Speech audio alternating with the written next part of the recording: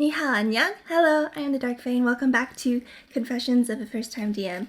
Now, I'm very behind because I took a break and all that, so we've actually had our session 4 and our session 5. So this is for session 4, and let's just get right into it.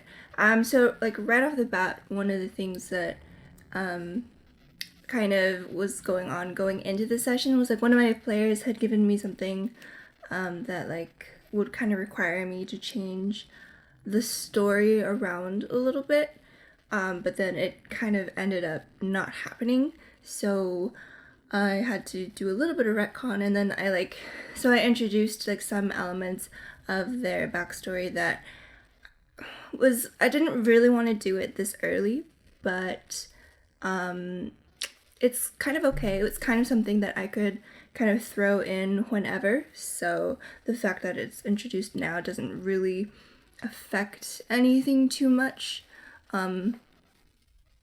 So it ended up working out pretty well, I would say.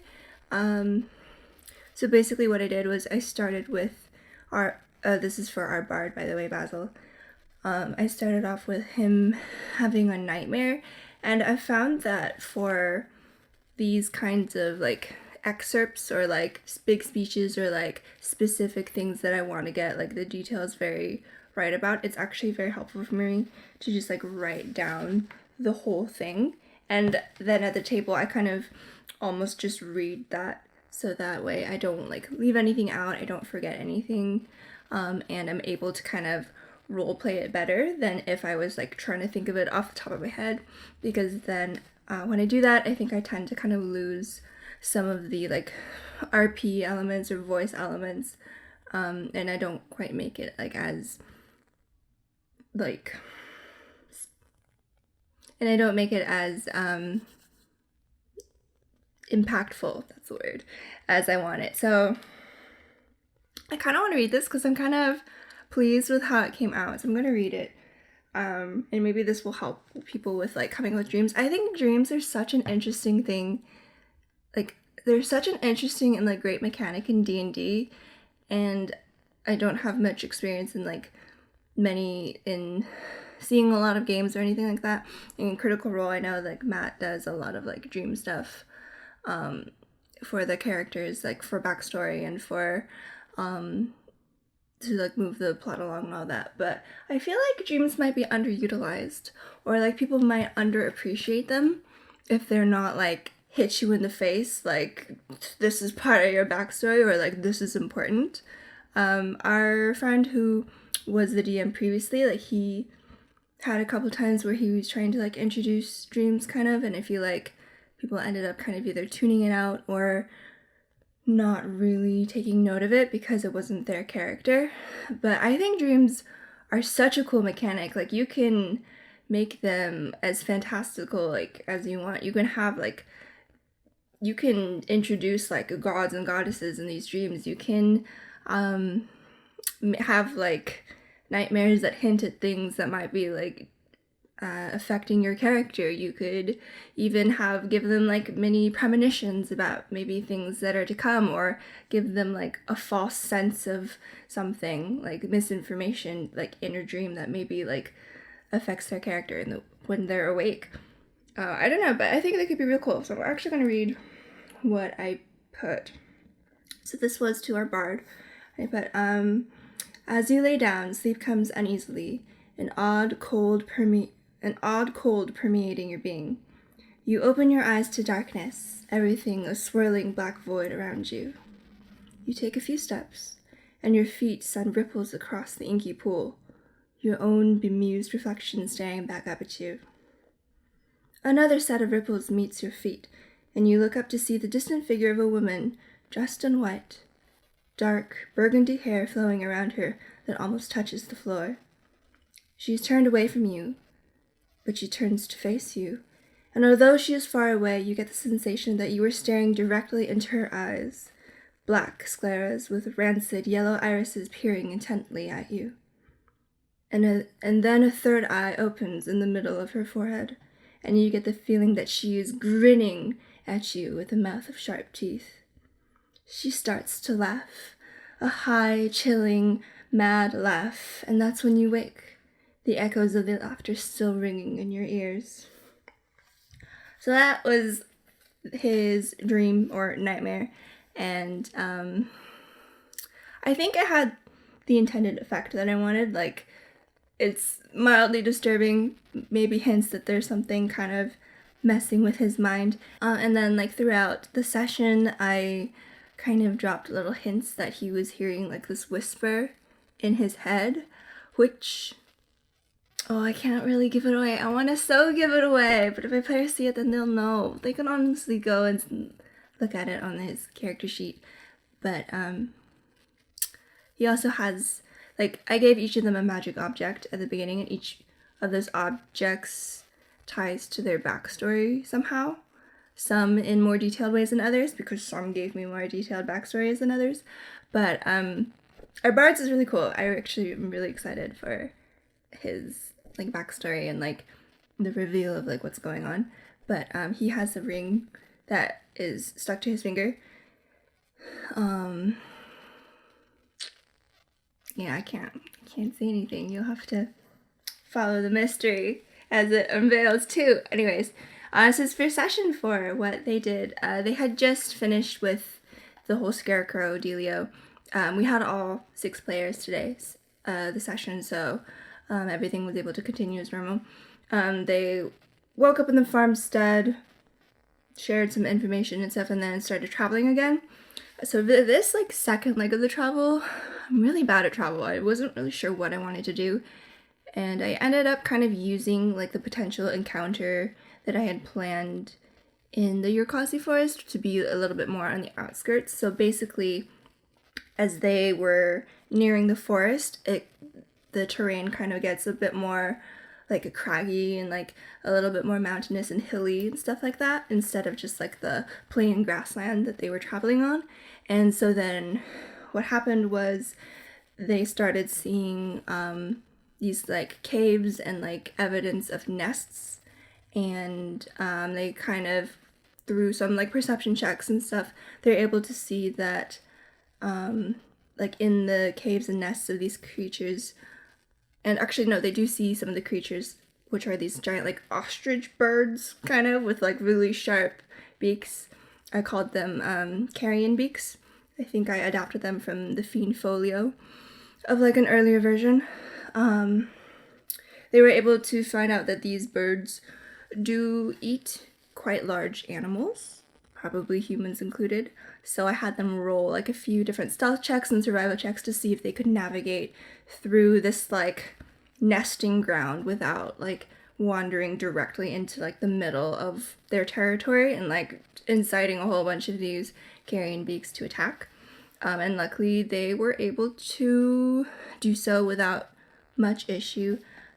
Don't think I really, like, gauged their roles very well. I think I need to be better at that. I need to be better at, like, making consequences when they roll, like, poorly or, like, in the middle, because I tend to be really lenient and be like, okay, well, as a group, you all just, like, barely passed, so you're not gonna get jumped by a flock of man-eating birds. But that's something that I've noticed and need to improve on, because otherwise it kind of feels like they're, or at least to me, because I'm behind the screen, it kind of feels like some of their roles are a little pointless, and I don't want to do that. I want to make sure that when I ask them to roll, there is a reason that they're rolling. So I need to work on that as a DM.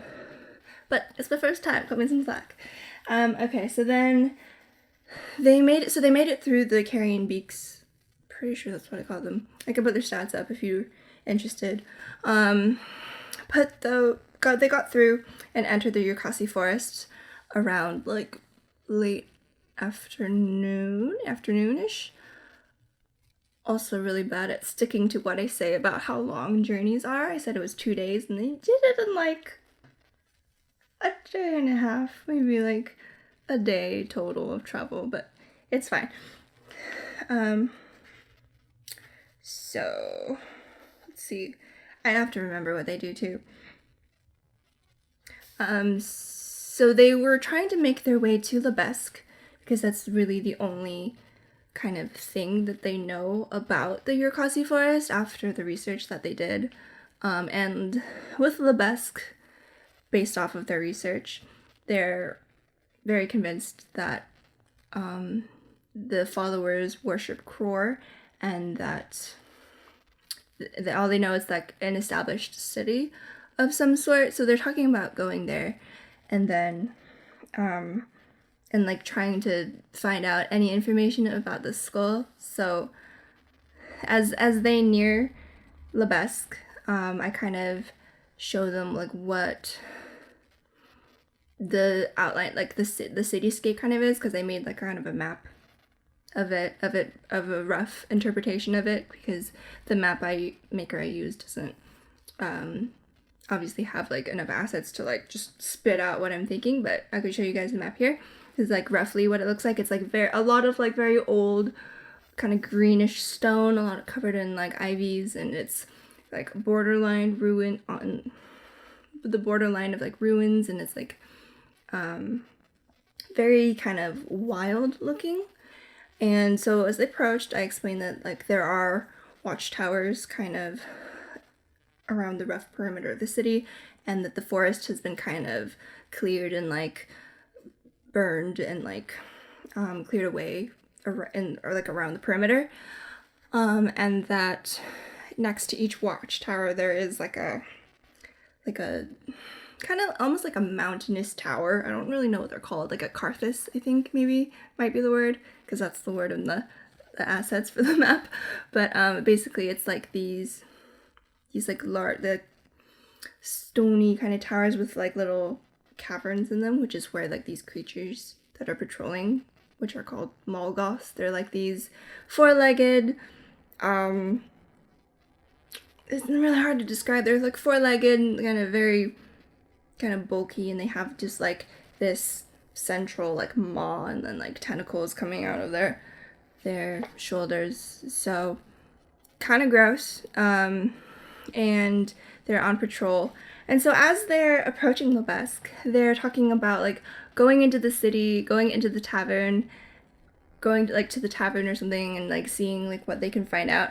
And the whole time I'm thinking like, oh my god, my players are just gonna march into this like city, because they don't know what I have prepared, but obviously I know what's going on with the city.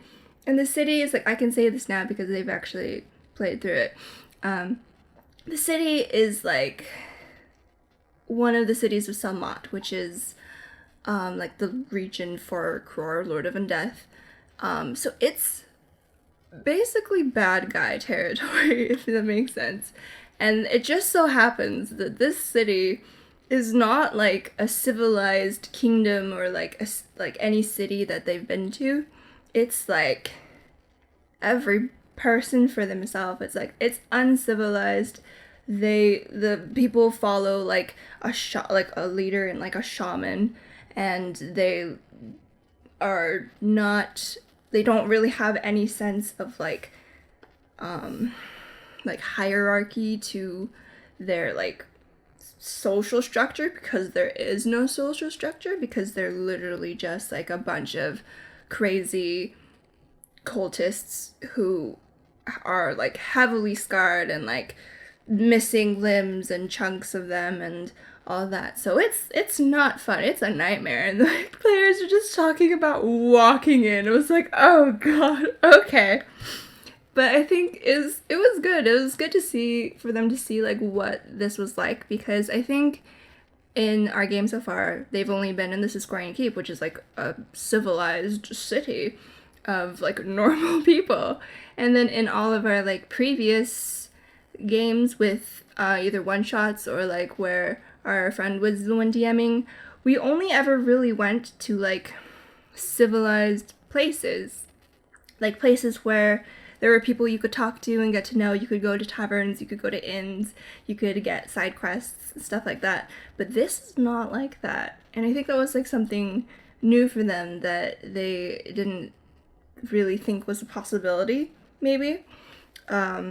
So they kind of just saunter up to the watchtowers, and like the prowling beasts So the beasts attack instantly. The watchtowers raise an alarm, and I was very lenient with the alarm. I think I should have maybe mobilized the cultists a little bit faster. But eventually, so everyone rolls initiative, and they're against two of these Molgoths and like a bunch of cultists and stuff like that. And what the Molgoths can do is they can like use 2 tentacle attacks to like to hit a target and then like automatically grapple them and restrain them. So it was actually, I think, a bit more difficult than they expected, which is always the case. And then, but they were able to get out of combat pretty easily. Our bard did a thing where he was like surrounded by cultists, and then he decided to cast Zone of Truth. And I wasn't sure if that was like related to like what he had told me before about the session. So I was like, oh, maybe he's like trying to throw away something, whatever. But then I guess not. So that was confusing. I don't know if the other players trust him to not kill himself on the battlefield now. But they were able to kill the Molgoths and get away from the cultists that were chasing them.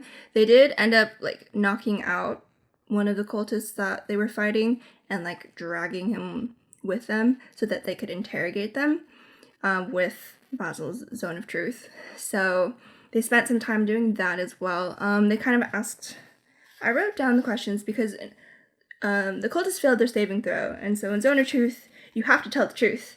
And so I can't give my players like blatant misinformation, but I still wanted to make it like kind of confusing in accordance like with what I'd told them already, because as they now know, that was also misinformation. So basically they were asking about where to find the skull that they're still trying to find. That this is all literally just a favor for somebody in the city, which I feel kind of bad about, but they don't have to do it. So they kind of asked them like who their leader is and where they are and like whether or not there's like a flesh rover skull, blah blah blah blah. And basically they use the term boss and then they use the term leader, and I took that, I had the cultists take that for 2 different people basically. So the boss is like their lord who is in the temple, but their leader is somebody else who sometimes visits Lobb'esk, but not always, and is not there currently. And that there are no skulls and the flesh rovers are far away is another answer that I gave them. Forgot the exact question. And then there was a thing for a while where our death cleric, Umric, who follows Aremsia, the goddess of death and darkness, like he was trying to like persuade the cultists to like help them, or like to kind of turn, I guess, or like switch faiths, which was a cool idea and I really liked it. But as the cultists that they are of the god, I'll put it in the other video, I'll do the big reveal in session 5, that was not a feasible thing. Like, the would not happen even if he rolled like a natural 20 persuasion. So cultists refused. Actually, cultists just started laughing, so Umric bashed his head in.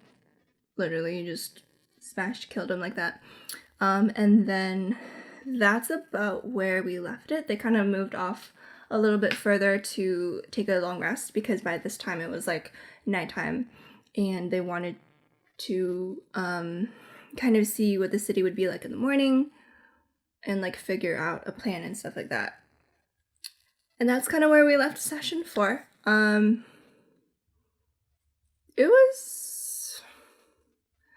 This is a long time ago, I'm trying to remember what happened. It was a pretty good session, I think. I did like that this kind of ended up sparking a lot of discussion between them about like what they could do and like what different abilities they had that could help. So I think that was really good for them like starting to work together as a team, both in game and like out of game. And then yeah, I think that's about, let me think. Is there anything? I don't think there was anything really super special that I prepared for session 4, because I'd kind of been prepared for it since I prepped for session 3, because that was like, I prepped for a lot of like this quest when they first started out.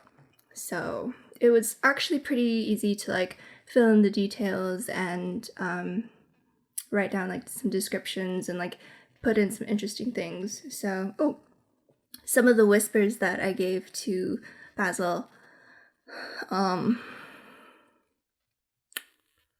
technically I guess there would only be the one because we retconned the one at the very end. But basically when Umric was killing the cultist, I said that to Basil that in your ear you hear a very faint, you hear a voice that says, "You do it next time." As in, like, he should be the one to make the killing blow next time, which is suspicious, but yeah. So let's see. Yeah, I'll leave that here for this video, and then be back soon, hopefully, for session 5, since we're already done with that and I'm late. But anyways, thank you so much for watching. Don't forget to like and subscribe for more if you want updates on when these videos come up. I'm kind of excited making like a little playlist out of it. And comment down below on what maybe your character or your party's most interesting dream was in D&D and whether it affected your game or not. Thanks for watching. See you next time. Bye.